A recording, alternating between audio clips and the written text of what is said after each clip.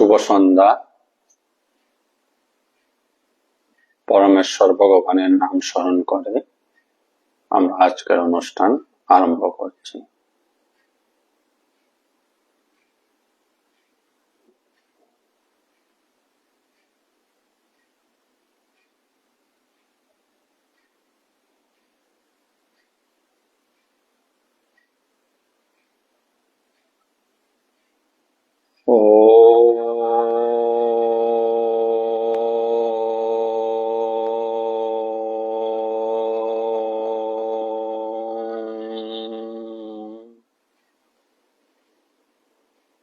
শ্রী পরমাত্মনে নমঃ।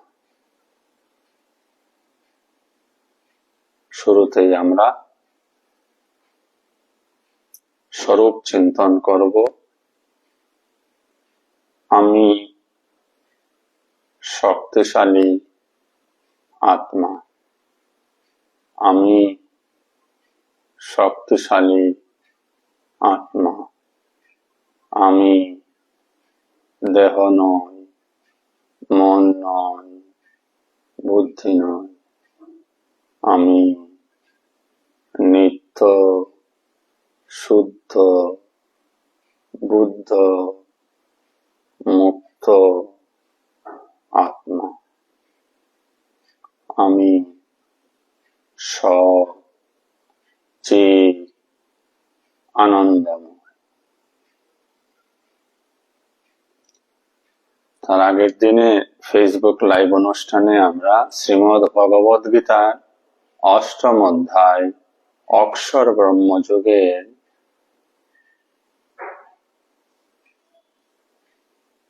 ১৮ নম্বর মন্ত্রটি পর্যন্ত আলোচনা করেছিলাম। আজ আমরা সরাসরি ৮ম অধ্যায়ে ১৯ নম্বর মন্ত্র থেকে আলোচনা শুরু করব। আসুন ১৯ নম্বর মন্ত্রে ভগবান কি বলছেন আমরা দেখি। বুথ গ্রামোশ এবায়ং উত্থা উত্থা প্রলীয়তে রাত্রি আগমে অবসহ পার্থ প্রভবতি অহরাগমে। বুথ গ্রাম মানে জীব সমষ্টি। গ্রাম বলতে এখানে বাংলা ভাষায় আমরা যে গ্রামকে বুঝি, কয়েকটি বাড়ি নিয়ে একটি গ্রাম তৈরি হয়, ওই গ্রামের কথা বলা হচ্ছে না। এখানে গ্রাম বলতে সমষ্টিকে বোঝানো হচ্ছে। বুথ গ্রাম সকল প্রাণী বা জীবের সমষ্টিকে বোঝানো হচ্ছে। স এবায়ম সে অবশ্যই, উত্থা উত্থা উত্থা উত্থা মানে পুনঃ পুনঃ, প্রলীয়তে জন্মগ্রহণ করে। সমস্ত জীব সমূহ অবশ্যই এইভাবে পুনঃ পুনঃ জন্ম গ্রহণ করে। রাত্রি আগম, রাত্রি আগমে, রাত্র বা অন্ধকার, আগমে মানে সমাগমে, অবশ্য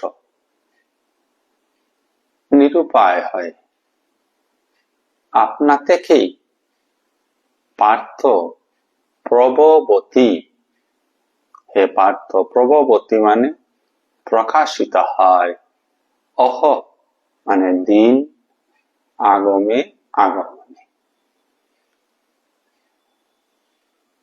ভগবান শ্রীকৃষ্ণ বললেন, হে পার্থ, এই সমস্ত ভূত সমূহ পুনঃ পুনঃ উৎপন্ন হয়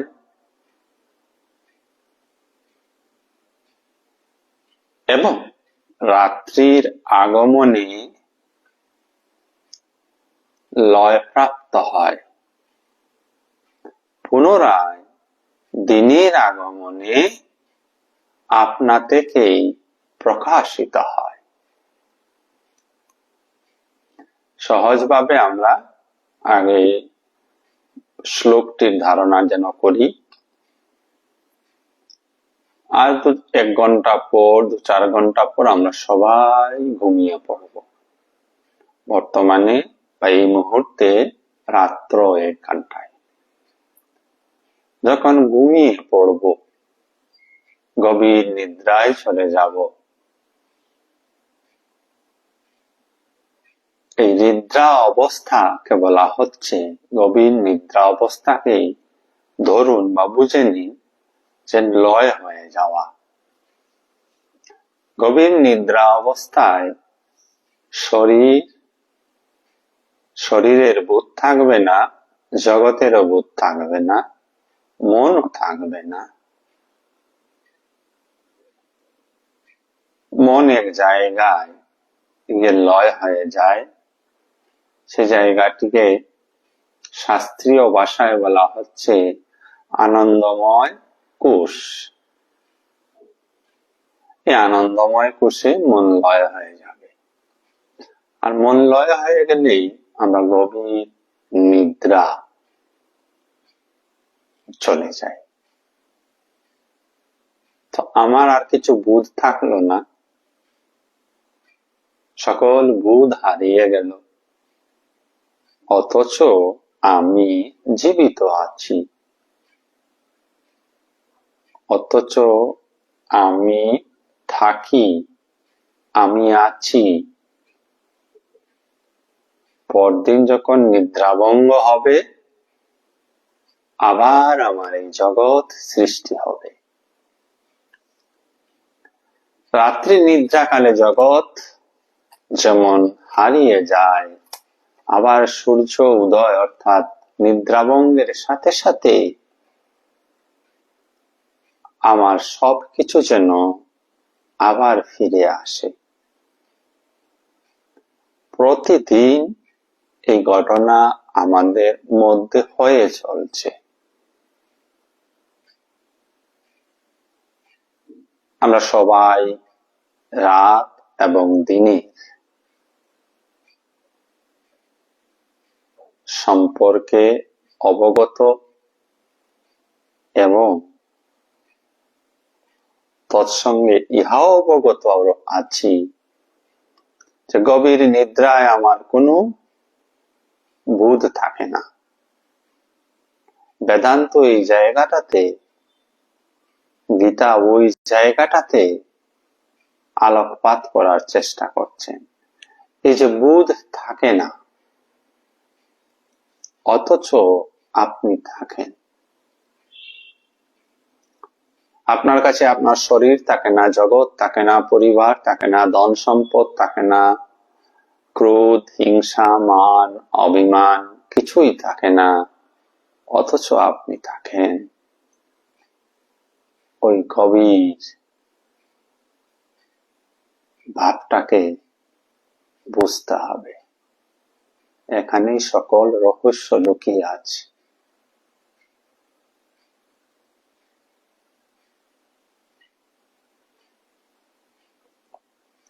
প্রতিটা দিন জাগ্রত অবস্থা, স্বপ্ন অবস্থা এবং সুষুপ্তি অবস্থার মধ্য দিয়ে আমরা পার হচ্ছি। শব্দগুলি মনে রাখবেন। জাগ্রত অবস্থা মানে জেগে থাকা অবস্থা, স্বপ্ন অবস্থা মানে আপনি ঘুমিয়ে আছেন, কিছু স্বপ্ন দেখছেন, এবং সুষুপ্তি অবস্থা যেখানে আপনার কোনো হুঁশ নেই। এই সাইকেল চলছে, বারংবার জীবনে হচ্ছে। এবার তার গভীরে গিয়ে আমরা একটু আলোচনা করব। এই যে আমরা এখন জেগে আছি, আমরা কি সত্যিকারের জেগে আছি? আধ্যাত্মিক জগতে এই প্রশ্নের উত্তর জানা অতি আবশ্যক। যদি আমরা সত্যি জেগে থাকতাম, তাহলে আমাদের শাস্ত্র, আমাদের মহাপুরুষরা বলতেন না, উঠো, জাগো। আমরা সত্যিকারের জেগে নেই, তাই আমাদেরকে জাগানোর চেষ্টা করা হচ্ছে। তাহলে এই জাগরণটি কি? নিদ্রাভঙ্গে এক জাগরণ হয়, যাকে আমরা সাধারণত জাগ্রত অবস্থা বলি, জেগে থাকা অবস্থা বলি। কি জাগরণ হয়? দেহ চেতনার জাগরণ হয়, মনের চেতনার জাগরণ হয়। এই দেহবোধের জাগরণ, মন বোধের জাগরণ প্রকৃত জাগরণ নয়। দেহ এবং মনের জাগরণের সাথে সাথে আমরা জগতের সঙ্গে মিশে একাকার হয়ে যাই।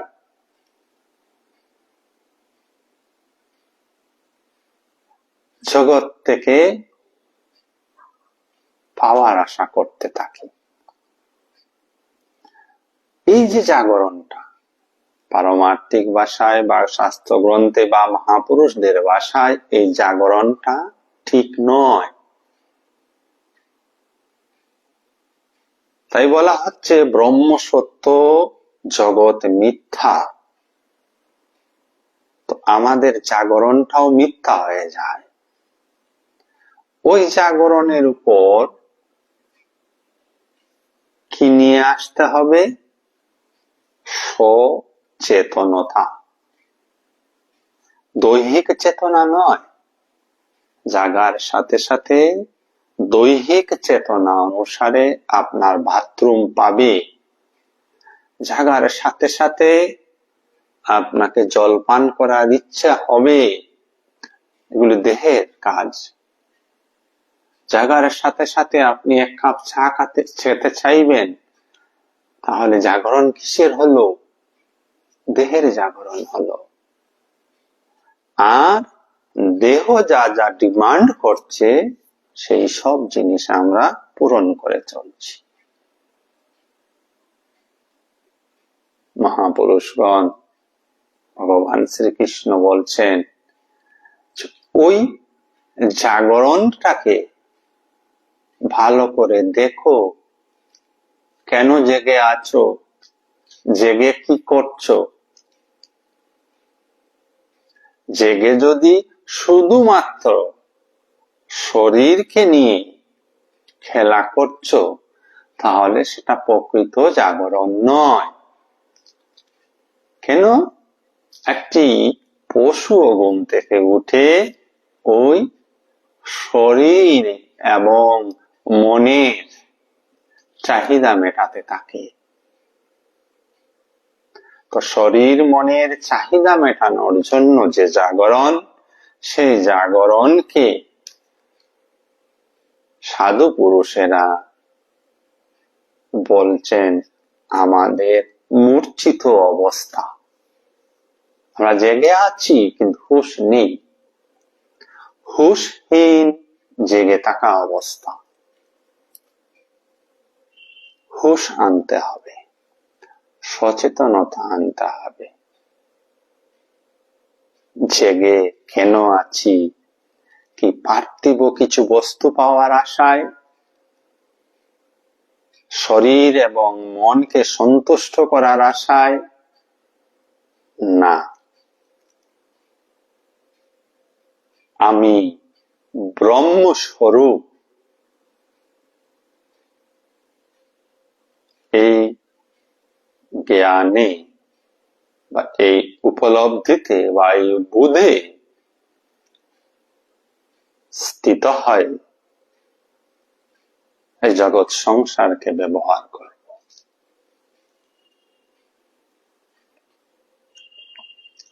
আমরা প্রতিদিন জাগ্রত, স্বপ্ন এবং সুষুপ্তি অবস্থা মধ্য দিয়ে চলছি, এই তিনটি অবস্থার পরে আরেকটি অবস্থা আছে, সেই অবস্থাটার নাম তুরীয় অবস্থা। সকল মানুষ, সকল প্রাণী, সকল জীবজন্তু দেহের আকারে সে ছোট হোক কিংবা বড় হোক, জাগ্রত, স্বপ্ন, সুষুপ্তি, এই তিনটি সাধারণ অবস্থার মধ্য দিয়েই চলছে।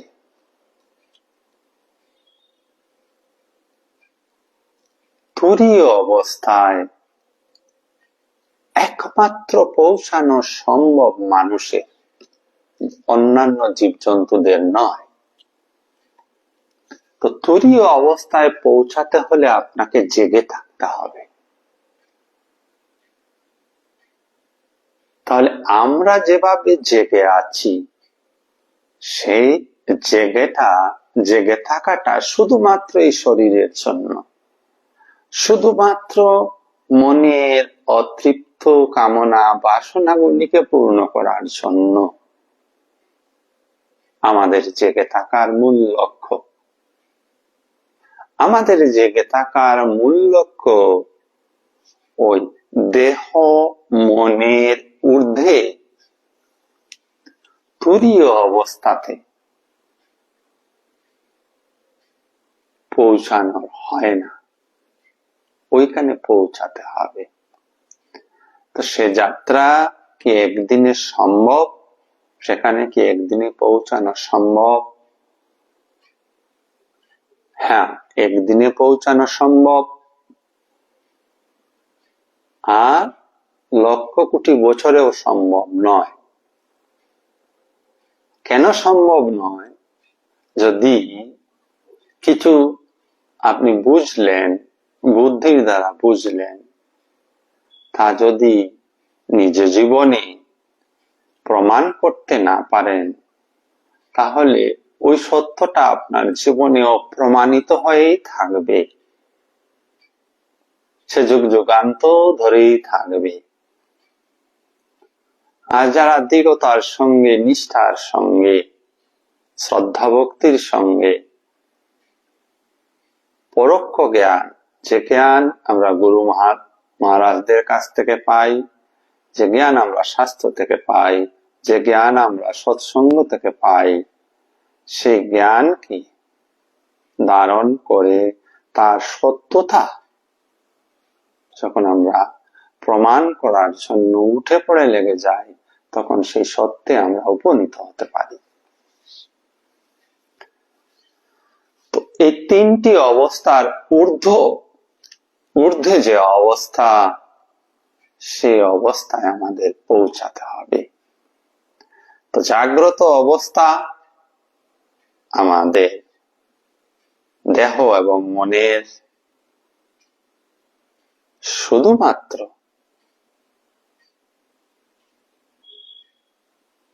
পরিতৃপ্তির জন্য যেন না হয়, কাজ করতে হবে।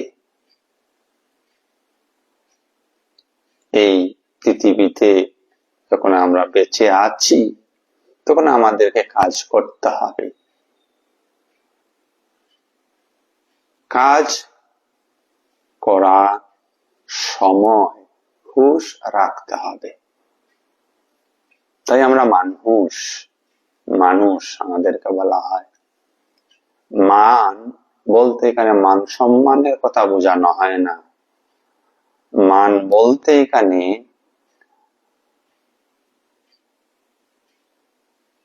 বাংলাতে মান শব্দটির একটা মাত্রা, ধরুন মাত্রা অফ হুশ, অর্থাৎ ডিগ্রি অফ, মাত্রা মিন্স ডিগ্রি, যেমন তাপমাত্রা কত, বা তো আমরা কত বলি আজকে টেম্পারেচার কত ডিগ্রি, ওই মান এখানে ডিগ্রি। হুশ মানে কনসাসনেস, হুশ মানে কনসাসনেস। তো ডিগ্রি অফ কনসাসনেস, তো ডিগ্রি অফ কনসাসনেসে যে কনসাসনেসের ডিগ্রিতে সাধারণ জনমানস বা জনমানব দিন যাপন করছেন বড় লো।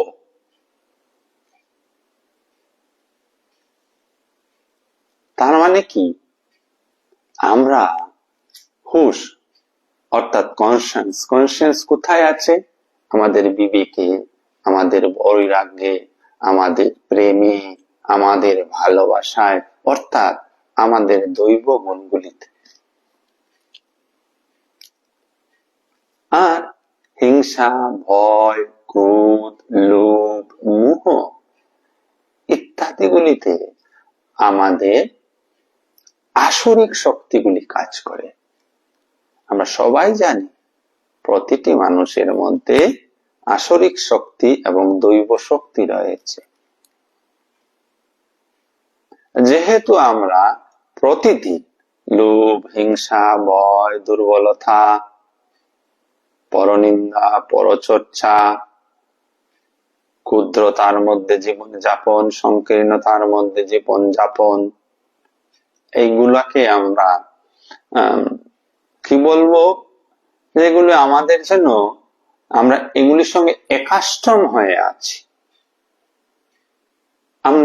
আমাদের ভাবনা, আমাদের চিন্তা চর্চা, আমাদের ধ্যান ধারণা এগুলির মধ্যেই সীমাবদ্ধ। আমরা সবাই প্রত্যেকে যেন আমার এই দেহ, নিজ নিজ দেহ এবং নিজ নিজ মন নিয়ে, নিজ নিজ দেহ এবং মনের সঙ্গে আপনার পরিবার যুক্ত হয়ে আছে, আপনার কিছু আত্মীয় স্বজন যুক্ত হয়ে আছে, এগুলি নিয়ে যেন আমরা ভাবতে এবং কাজ করতে অভ্যস্ত হয়ে গেছি। একাষ্টম শব্দটির বাংলা শব্দ হচ্ছে অভ্যস্ত হয়ে যাওয়া। তো আমাদের চিন্তা চর্চা, চিন্তা ভাবনা ব্যক্তিকেন্দ্রিক হয়ে আছে। আর এই ব্যক্তিকেন্দ্রিক চিন্তাধারা সর্বদা ক্ষুদ্র হয়, সংকীর্ণ হয়। আর এই সংকীর্ণতার মধ্যে সংকীর্ণ ভাবনা, সংকীর্ণ চিন্তা মধ্যে কখনো শান্তি অনুভূত হয় না। যেমন আপনার ঘরটি, রুমগুলি যদি বড় ছোট ছোট হয়, আপনি কিন্তু সুখ অনুভব করেন না। ছোট্ট রুম বলে আপনার মনে সারাক্ষণ বা সব সময় একটা ভাবনা আসে যে রুমটাকে আরো বড় কিভাবে করা যায়। বড় রুম হলে আপনি যেন স্বস্তি পাচ্ছেন।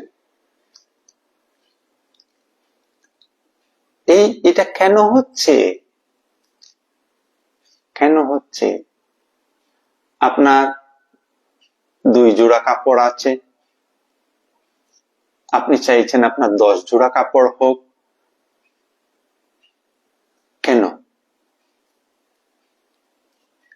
কি আপনার আমার মধ্যে রয়েছে যা আমাদেরকে সবসময় হাতছানি দেয় যে তুমি বৃহতের সঙ্গে, অনন্তের সঙ্গে সংযুক্ত হও।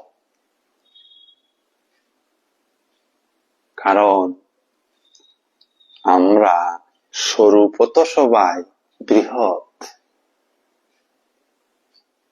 যেহেতু আমরা আত্মস্বরূপ। আত্মা কোনো ক্ষুদ্র গণ্ডির মধ্যে নেই, আত্মা সর্বব্যাপ্ত। তাই যখনই আমরা কোনো কিছু ক্ষুদ্রতার মধ্যে, এই ছোট রুম, আমার 2 জোড়া কাপড় চোপড়, আমার অর্থ, কম অর্থ, এই সমস্ত কিছুর মধ্যেই আমরা দুঃখ অনুভব করি। সুখ কোথায় আমরা পাই? বৃহতের মধ্যে, বেশির মধ্যে। This is our true nature. আমাদের ইহাই প্রকৃত সত্তা। আমরা বড়, বিশাল, মহান। আর ওই বিশাল মহানটাকে, মহানত্বটাকে আমাদের মধ্যে যেটা অন্তর্নিহিত রয়েছে, সেটাকে আমরা আমাদের এই দেহ বুদ্ধির দ্বারা, মন বুদ্ধির দ্বারা একদম চেপে রেখেছি সবাই। আর ওই চাপতে চাপতে আমরা এত সংকীর্ণ মনোভাবাপন্ন হয়ে গেছি যে এই গণ্ডির থেকে আর বাইরে বেরিয়ে চিন্তাই করতে পারছি না। এই যে গণ্ডির মধ্যে আছি, ইহাই বন্ধন। পারমার্থিক ভাষায় ইহাই বন্ধন, গীতার ভাষায় ইহার বন্ধন। এই বন্ধনকে আঘাত করে মুক্ত হতে হবে। এই বন্ধনকে বারংবার আঘাত করে বন্ধনের শৃঙ্খল থেকে মুক্ত হতে হবে। তাই আমরা যে জাগ্রত অবস্থায় থাকি, সেখানে আমাদের ডিগ্রি অফ কনসাসনেস, অর্থাৎ মানুষ যে আমরা, মান মানে মাত্রা, হুশ মানে কনসাসনেস, তা বড় লিমিটেড। চেতনা আপনার দেহের মধ্যেও আছে, তাই চিমটি কাটলে আপনার ব্যথা হয়। এই চেতনা পুরো লোয়ার লেভেল চেতনা, ইহা পশুদের মধ্যেও আছে। ওই চেতনার ঊর্ধ্বগতি, শেষ সীমানাটা হচ্ছে তুরীয় অবস্থা। তো যে চেতনায় আমরা জাগ্রত হয়ে আছি, আমরা ভাবি যে আমি জেগে আছি, সেই চেতনা শুধু আর শুধুমাত্র শারীরিক চেতনা, মানসিক চেতনা, সেটা আমার আত্মিক চেতনা নয়। আমরা চৈতন্য স্বরূপ। আর ওই চৈতন্য স্বরূপতায় পৌঁছাতে হলে জাগ্রত অবস্থার চেতনাকে চেতনার বিকাশ করতে হবে। সংকীর্ণ চিন্তাধারা থেকে ব্যক্তিগত লাভ লোকসানের ভাবনা থেকে সরে আসতে হবে।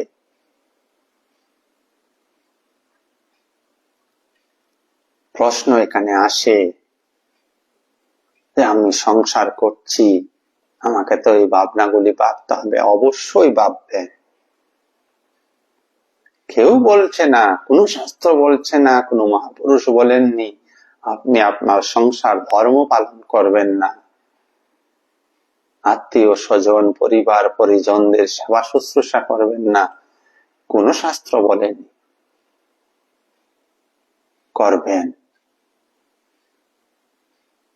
তবে হ্যাঁ, ওই জায়গাতে ভাবটাকে রাখতে হবে সর্বদা যে আমি ব্রহ্ম, আমি অনন্ত, আমি অসীম।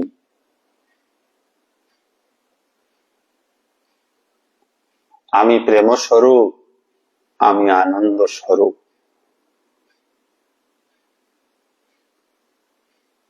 আমি আত্মস্বরূপ। তো আত্মা হাত নেই, আত্মার পা নেই, চোখ নেই, মুখ নেই, তার কোনো আকৃতি নেই, নিরাকার। আমরা প্রস্তুত 19 নম্বর মন্ত্রে 19 নম্বর মন্ত্রটি আলোচনা করছি, তার আগের মন্ত্রটিতে ব্যক্ত অব্যক্ত অবস্থা বলা হয়েছে। মানুষ ব্যক্ত মানে যখন সে প্রকাশিত হয়ে আছে, সে অব্যক্ত কখনো হয়ে যায় যখন সে অপ্রকাশিত হয়ে যায়। আমাদের সাধারণ বুদ্ধি দ্বারা আমরা যেটুকু বুঝি যে আমি দেহ নিয়ে আছি মানে আমি ব্যক্ত অবস্থায় আছি, এই দেহের মৃত্যু হয়ে যাবে মানে আমরা ভাবি আমি মরে যাব। না, এখানে আমরা ভুল করে দিচ্ছি। আমি এখনো প্রকাশিত, শুধু দেহ এবং মনের দ্বারা নয়, শুধুমাত্র দেহ মনের দ্বারা আমি প্রকাশিত নয়, আত্মিক ভাবে আমি প্রকাশিত হয়ে আছি। আমার এই প্রকাশ দেহের মাধ্যমে অর্থাৎ দেহের মৃত্যুর মাধ্যমে সমাপ্ত হয়ে যায় না। অর্থাৎ আমি অব্যক্ত অপ্রকাশিত অবস্থায় আমার পরিবর্তন হয়, আমি ব্যক্ত অবস্থা থেকে অব্যক্ত অবস্থায় পরিবর্তন হয়, আবার আমি ব্যক্ত হই। অর্থাৎ এই জন্ম মৃত্যু, জন্ম মানেই প্রকাশিত অবস্থা, মৃত্যু মানে অপ্রকাশিত অবস্থা, আবার পুনর্জন্ম মানে আবার ব্যক্ত অবস্থা। যেভাবে দিন ব্যক্ত অবস্থা, গভীর নিদ্রা অব্যক্ত অবস্থা, আবার দিনের আগমন ব্যক্ত অবস্থা। তো এই যে রাতে এখন শুভ আমরা সবাই, কালকে কি আমাদেরকে উঠার জন্য চেষ্টা করতে হবে? দিনের আগমনে আমরা অবশ হয়ে উঠি, রাত্রির আগমনে আমরা অবশ হয়ে গভীর নিদ্রায় চলে যাই। আর এই সার্কেল হয়েই চলছে, কেউ কিছু করতে পারে না। যদি ইহা সত্য হয়, তাহলে আমরা কি কিছু করছি? আমরা কিছু করছি না। আমরা যা যা করছি বলে আমরা দাবি করি, তা অবশ হয়ে করছি।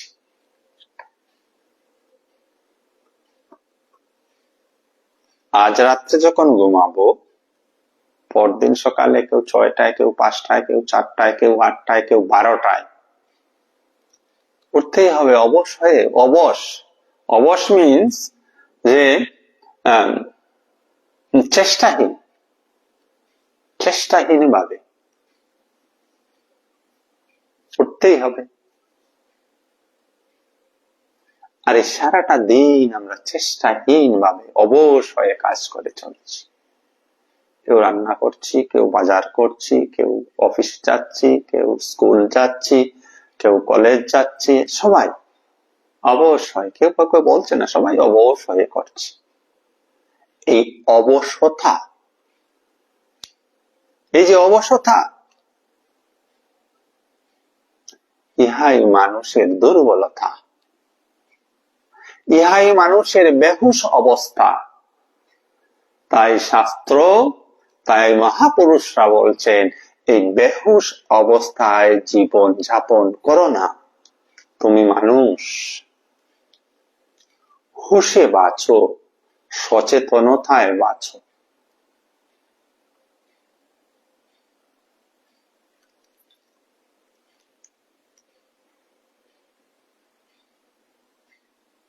সচেতনতায় যখন আমরা বাঁচতে শিখব, তখন কি হবে? প্রথম প্রথম হচ্ছে সচেতনতায় কিভাবে বাঁচতে শিখব, তা কোনো পৃথিবীর কোনো স্কুল, শিক্ষা প্রতিষ্ঠান, সেটা স্কুল হোক, কলেজ হোক, ইউনিভার্সিটি হোক, আপনাকে দিতে পারবে না। সচেতনতায় কিভাবে বাঁচা যায়, একমাত্র শাস্ত্র, গুরু মহারাজদের উপদেশ, সৎসঙ্গ আপনাকে এই জ্ঞান দিতে পারে।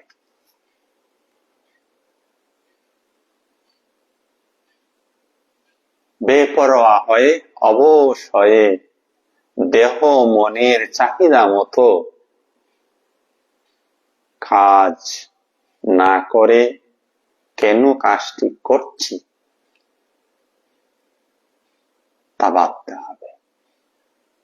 যেমন কেন বেঁচে আছি, এই প্রশ্নটি একটি মুখ্য প্রশ্ন আমাদের জন্য। কেন বেঁচে আছি? বেঁচে থাকা উদ্দেশ্য কি?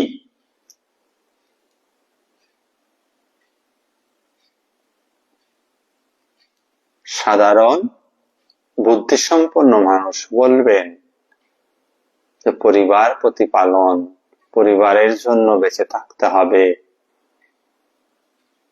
যদি ইহাই হয়, আজীবন বাঁচছেন না কেন?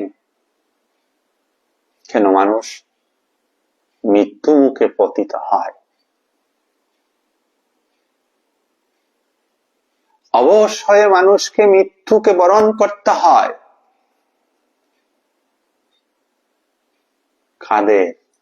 অল্প জ্ঞান সম্পন্ন মানুষকে অবশ্যই মৃত্যুকেও বরণ করতে হয়, উপায় নেই।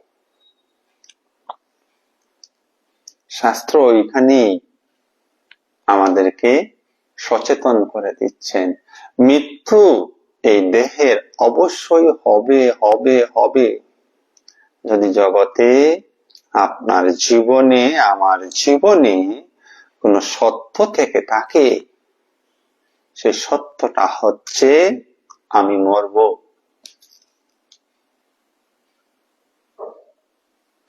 অন্য কোনো সত্যের সন্ধান আমরা পাই আর নাই পাই জীবনে, এই সত্যটা আমার জীবনে ঘটবেই ঘটবে। আপনার জীবনে, আমার জীবনে অনেক ঘটনা আমাদের অজান্তে বা আমাদের ইচ্ছা অনিচ্ছার বিরুদ্ধে দিয়েও হয়েছে, ঘটেছে। চাইনি হয়েছে, চেয়েছি হয় নাই, এরকমও হয়েছে ঘটনা। যে ঘটনাটি অবশ্যই ঘটবে, একদম 100 না 1000% ঘটবে, সেটা হচ্ছে মৃত্যু। দেহের মৃত্যু হবে। তো দেহের মৃত্যু হবে, যদি ইহা সত্য, যদি বলাটা ভুল, এখানে ইহাই সত্য, তাহলে এই মৃত্যুটাকে কি এড়ানো সম্ভব নয়? শাস্ত্র বলছেন সম্ভব। তাই শাস্ত্র উদ্ঘোষ করলেন অমৃতস্য পুত্রাহা, অমৃতের পুত্র কে? আপনি, আমি, আমরা সবাই অমৃতের পুত্র। অমৃত মানে অমর। অদ্ভুত কথা, শাস্ত্র বলছেন আমি অমর, আমি বলছি আমি মরে যাব। ডিফারেন্স, এত পার্থক্য। আমি মরে যাব, ইয়া প্রমাণ লজিক্যালি আমি করছি যে আমার মা ছিলেন, মারা গেলেন, আমার মা একজন মানুষ মারা গেলেন, আমার বাবা একজন মানুষ মারা গেলেন, আমার দাদু একজন মানুষ মারা গেলেন, আমি একজন মানুষ, অতএব আমিও মারা যাব। লজিক্যালি আমরা সবাই জানি মরবো একদিন। শাস্ত্র বলছেন না তুমি মরবে না। এবার ওই জায়গায় যুক্তি কোথায়? যুক্তি পরায়ণ মানুষ যুক্তি খুঁজেন। ওই কথাটা ঠিকই আপনি যুক্তি সহকারে, আমরা সকলেই যদি যুক্তি সহকারে বোঝার চেষ্টা করি তাহলে এখানেও আমরা যুক্তি পাবো। শাস্ত্র অফুরন্ত যুক্তি দিয়ে রেখেছেন যে তুমি মরো না, তুমি মরতে পারো না, তোমার মৃত্যু হয় না। সেটা এই জীবনে তুমি প্রমাণও করতে পারো।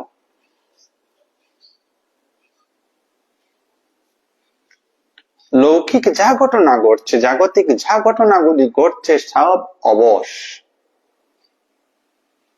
অবশ হয়ে ঘটছে, কারো নিয়ন্ত্রণ নেই, কেউ কিছু নিয়ন্ত্রণ করতে পারছে না। এই 2 মিনিট আগে আপনি বড় আনন্দিত ছিলেন, 2 মিনিট পরে আপনি দুঃখিত হয়ে যাচ্ছেন। তা আপনার আনন্দটা সত্য না দুঃখটা সত্য? এই 5 দিন আগে একটা মানুষের সঙ্গে কথা বলছিলেন, 5 দিন পরে খবর পেলে মানুষটা মারা গেছে। তো ওই মানুষটা সত্য, ওই দেহটা সত্য ছিল, মৃত্যুটা সত্য? কোনটা সত্য? একটা সত্য, এক সত্য, অনেক নয়, সত্য এক। শাস্ত্র বললেন তুমি আমার মৃত্যু হয় না, ইহাই সত্য, আর তুমি যা ভাবছ তোমার মৃত্যু হবে, ইহা মিথ্যা। আমরা মিথ্যাটাকে সত্য রূপে গণ্য করে ভয়ে, দুর্বলতায় আচ্ছন্ন হয়ে আছি, মোহিত হয়ে আছি। প্রতি মুহূর্তে তাই জীবনে আমরা দুর্বলতা, ভয়ে ভয়ে জীবন বাঁচছি। শাস্ত্রের কথায় আমাদের জন্য তেমন বিশ্বাস হয় না।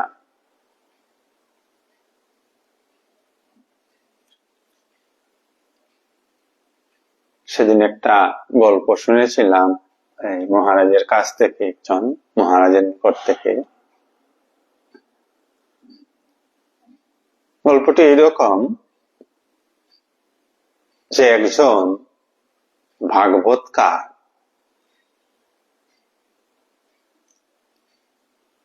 ভাগবত পাঠ করছেন বেশ 4-5 দিন যাবত।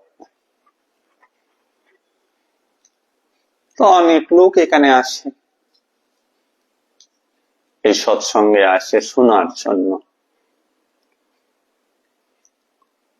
তার মধ্যে এক বেশ বয়স্ক লোক, 70-75 বছর বয়স হবে, উনি একদম প্রথম সারিতে বসেন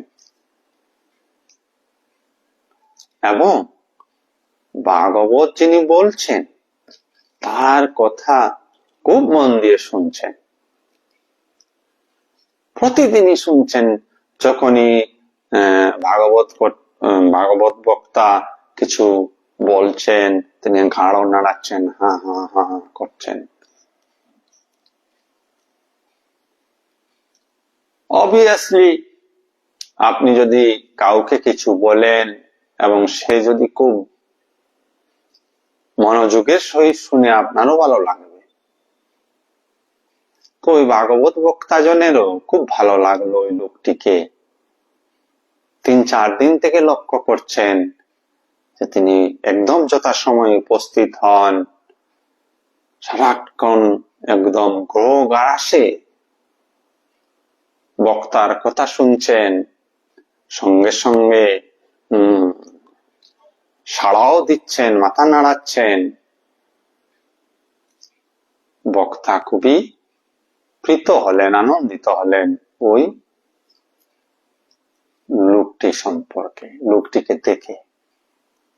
একদিন চতুর্থ দিন তিনি বলেই ফেললেন যে এই সম্মুখ সারির এই যে শ্রোতাজন, উনি যেভাবে শুনছেন, যেমন করে শুনছেন, আমি তাতে অনেক সন্তুষ্ট।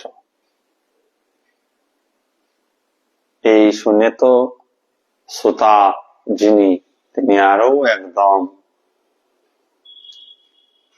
আহ্লাদিত হয়ে উঠলেন। তখন ভাগবত বক্তাজন বললেন, আগামীকাল এই আলোচনা শেষ হবে, আপনি আমার সঙ্গে অবশ্যই একবার দেখা করবেন। সানন্দে সেই ভক্তটি সায় দিল। আগামীকাল শেষ দিন, শেষ দিনেও ভাগবত বক্তা ভাগবত বলছিলেন এবং ওই লোকটি খুব মনোযোগের সঙ্গে শুনছে।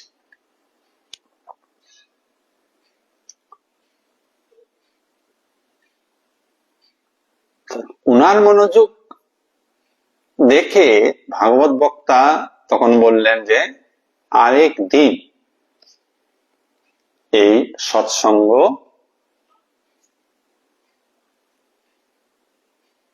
কার্যসূচি বাড়িয়ে দেওয়া হবে, অর্থাৎ নেক্সট ডেতেও হবে বলে তিনি আজকের কথা শেষ করলেন, সমাপ্ত করলেন। সমাপ্ত করে ওই ভক্তটিকে জিজ্ঞাসা করলেন, আপনি আসুন। তখন ভক্তটি নিচে বসা ছিল চেয়ারে ধরুন, তড়িঘড়ি করে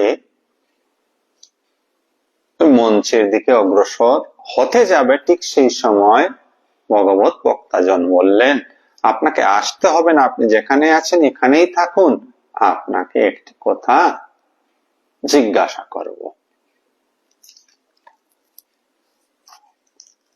যে আপনি কি আমি যা বলেছি সব শুনছেন? বলে হ্যাঁ শুনেছি। বুঝছেন? হ্যাঁ সব বুঝেছি। আপনি এত সুন্দরভাবে বুঝিয়েছেন, সব বুঝেছি। তো জিজ্ঞেস করলে আপনার ঘরে আর কে আছে? তো ভক্তটি বলল, আমার ঘরে আমার ছেলে আছে, ছেলের বউ আছে, নাতি আছে। বলে নাতির বয়স কত? বলে নাতির বয়স ওই 20-22 বছর হবে। তো বক্তা বললেন, ওকে কালকে নিয়ে আসবেন।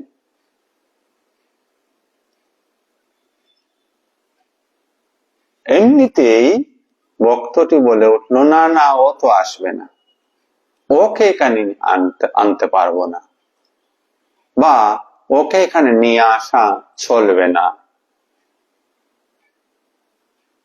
ভগবত বক্তা জিজ্ঞেস কেন?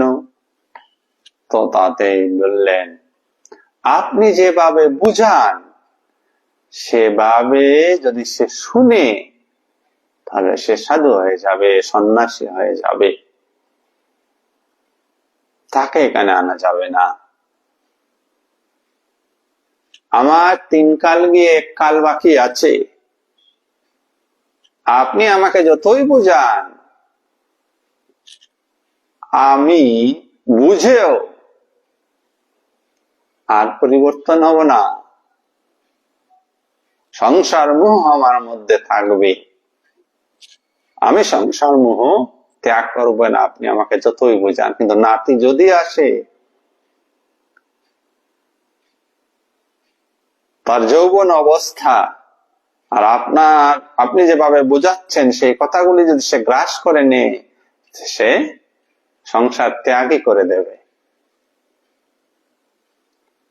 তাই সে বড় হলে আসবে, আমার মতো বয়স হলে আসবে, একদম সংসারে পাকাপাকি মোহ হয়ে গেলে তবেই তাকে নিয়ে আসা হবে। এই হচ্ছে আমাদের সকলের পরিস্থিতি। আমরা সবাই বুঝি, কিন্তু পরিবর্তন হতে চাই না। যে বাপ তাকে ধরে রেখেছি, যে মোহের মধ্যে আমরা নিমগ্ন হয়ে আছি, সেই মোহটাকে আমরা ত্যাগ করতে চাই না। সৎসঙ্গ করি, গীতা ভাগবত কথা শুনি, শাস্ত্র অধ্যয়ন করি, কিন্তু সাধারণ মানুষ পরিবর্তিত হতে চায় না। তো পরিবর্তন হওয়ার যদি ইচ্ছা নিজের মধ্যে জাগ্রত না হয়, তো এই পৃথিবীর কোনো মহাপুরুষ, কোনো শাস্ত্র গ্রন্থ আপনাকে আমাকে পরিবর্তন করতে পারবেন না। পরিবর্তনের জন্য নিজেকে প্রস্তুত রাখতে হবে যে আমি কেন পরিবর্তন হব। আমি শান্তি চাই। আমি যে জীবন দ্বারায় জীবনে বাঁচছি, যে গতানুগতিক প্রবাহ ধারায় জীবনে বাঁচছি, সেই জীবনে প্রতিটা মুহূর্তে, প্রতিটি পদক্ষেপে আমি দুঃখ পাচ্ছি, কষ্ট পাচ্ছি, জ্বালা পাচ্ছি, যন্ত্রণা পাচ্ছি। আমি চেয়েছিলাম সুখ, আমি চেয়েছিলাম শান্তি, আমি পেয়েছি উল্টো জিনিস। তাহলে আমার জীবন বাঁচার যে ধারা, সেই ধারাতে কোথাও ভুল রয়েছে। ওই ভুলটাকে সংশোধন করতে হবে। সংশোধন করার পথ রয়েছে, সংশোধন করার মতো জ্ঞান রয়েছে। এই জ্ঞান আমাদের সবার মধ্যেই রয়েছে এবং অপরিমেয় রয়েছে। শুধুমাত্র ওই জ্ঞানের জাগরণ হওয়া চাই। তাই যে বক্তব্য ভগবান 19 নম্বর মন্ত্রে করলেন, যে ব্যক্ত অবস্থা থেকে অব্যক্ত অবস্থায় আমরা যাচ্ছি, আবার অব্যক্ত অবস্থা থেকে ব্যক্ত অবস্থায় যাচ্ছি অবশ্যই। এই অবশ্যতাকে জয় করতে হবে।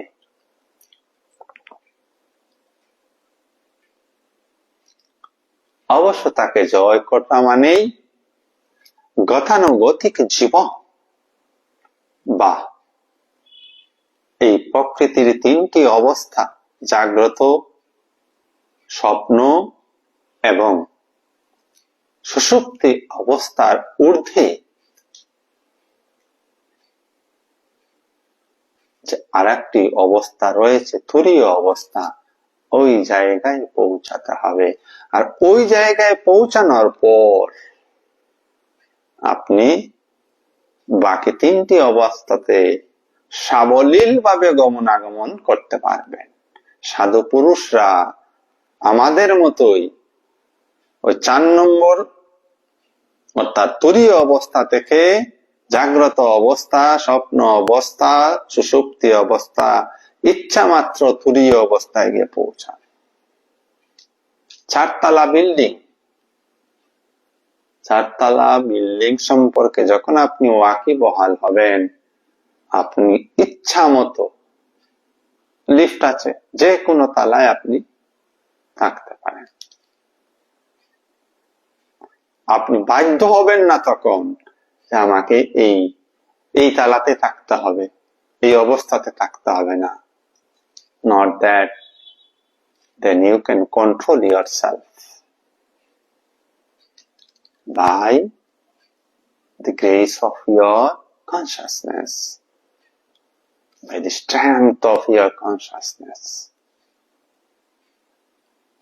পরবর্তী মন্ত্রে এসে ভগবান বললেন 20 নম্বর মন্ত্রের পর, তস্মাৎ ভাবো অন্যঃ অব্যক্তঃ অব্যক্তাৎ সনাতনঃ ইয়োষ সর্বেষু ভূতেষু নশ্যৎসু ন বিনশ্যতি। চাইলে এই ব্যক্ত অব্যক্ত অবস্থা যদি আমরা শরীর দিয়ে ধরি, তো নিদ্রাকালে গভীর নিদ্রায় আমরা অব্যক্ত হয়ে যাই, যেখানে আমাদের শরীর বোধ থাকবে না। তাহলে ওই অবস্থাতে আমি থাকি, তার প্রমাণ আমার নিদ্রা ভঙ্গ হয়, এবং নিদ্রাভঙ্গের শেষে নিদ্রাজনিত যে আনন্দ, নিদ্রাজনিত যে সুখ, সেটা আমি অনুভব করি, সেটা আমি বুঝি যে ভালো ঘুম হয়েছে। অথচ এই জগৎ সম্পর্কে, শরীর সম্পর্কে আমার কোনো হুঁশ ছিল না। তাহলে আমার এই অব্যক্ত অবস্থায়, অব্যক্ত অবস্থায় কে জেগেছিল? সেটাই আপনার, আমার, সকলের, আমাদের সকলের প্রকৃত স্বরূপ, কনসাসনেস, চৈতন্য। চৈতন্য তখন জাগ্রত ছিল। তো আমি, আপনি সর্বদা জাগ্রত। দেহ জাগ্রত থাকে না, মন জাগ্রত থাকে না, আমি জাগ্রত। কোন আমিটা জাগ্রত? সেই আত্মা আমিটা জাগ্রত থাকে, চৈতন্যের আমিটা জাগ্রত থাকে। তার মৃত্যু কখনোই হয় না, তার লয় কখনোই হয় না, সে সর্বদা জাগ্রত। তাই ভগবান বললেন, কিন্তু আরেকটি অব্যক্ত প্রকৃতি আছে, যা নিত্য এবং ব্যক্ত অব্যক্ত বস্তুর অতীত। এই যে দেহটা এখন ব্যক্ত, অর্থাৎ আমি বুঝছি আমি আছি, আমার দেহ আছে। হাত দিয়ে স্পর্শ করলে, হাতে স্পর্শ করলে হাত দিয়ে বুঝছি যে শরীরটা আছে, চোখ দিয়ে তাকালে দেখছি জিনিসপত্র দেখা যাচ্ছে, এটা আমার ব্যক্ত অবস্থা। কিন্তু এই দেহটাই অব্যক্ত হয়ে যাবে, ওই গভীর নিদ্রায় আমার কোনো হুঁশ থাকে না। তো ব্যক্ত এবং অব্যক্ত, এই দুইটা অবস্থার পারেও আরেকটি অবস্থা, আরেক কিছু আছে, নিত্য, যা সব সময় থাকে, অতীতে ছিল, বর্তমানে আছে, ভবিষ্যতে থাকবে। গভীর নিদ্রায়ও সে আমার মধ্যে ছিল, সেই হচ্ছে আত্মা।